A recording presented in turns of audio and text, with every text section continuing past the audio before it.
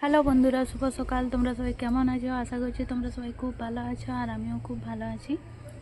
তো দেখো, সকাল সকাল এখন ছাদে বসে আছি। মানে সকাল না, এখন বাজে 10টা 17। তো ঘুম থেকে উঠেছি অনেকক্ষণ আগে, তারপরে চা নাস্তা সব কিছু হয়ে গিয়েছে। এখন ছাদে বসেছিলাম, মানে ধানের অপেক্ষায় যে কখন ধান আসবে।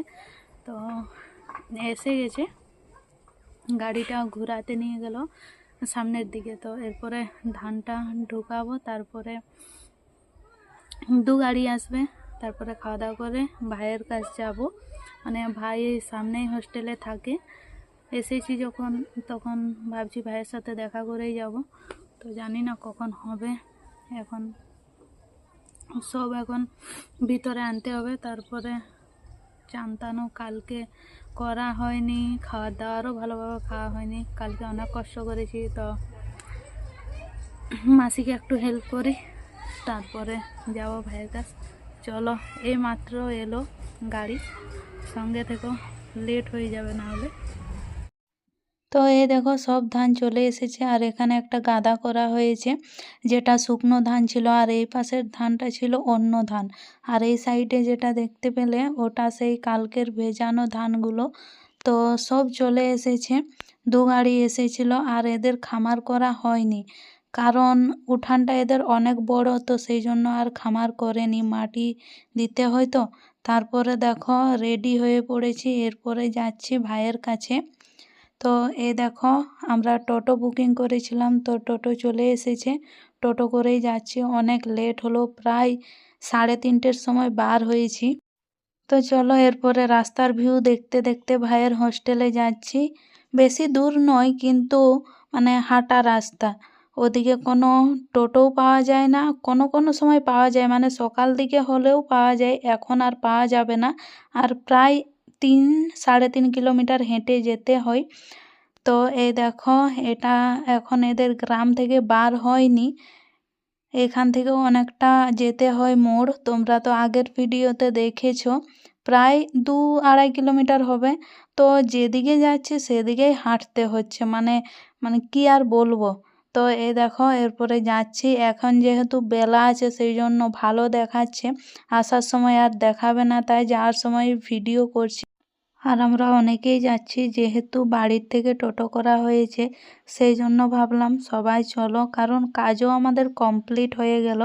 তো আমি, হিরণ, মাসি, দিদা, আর ময়না, আর আমি, তো এই দেখো প্রায় পৌঁছে এসেছি। ওদিকে দেখো বাচ্চাগুলো খেলছে, আর সামনেই আছে একটা দুর্গা মন্দির। তো পার হয়ে গেলাম, এই দেখো হোস্টেলটা দেখাচ্ছে সাইডে।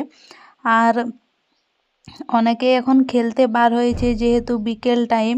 তো এই দেখো, ওখানে ভাইয়ের মানে আমার মামা ফোন করেছিল, তো ভাই মামার সাথে গল্প করেছিল। আর এদিকে আমার দিদির ছেলেও কিন্তু থাকে, মানে আমার ভাইও থাকে এখানে, মামার ছেলে আর দিদির ছেলেও থাকে। তারপরে দেখো, ওর রুমে বসেছিলাম।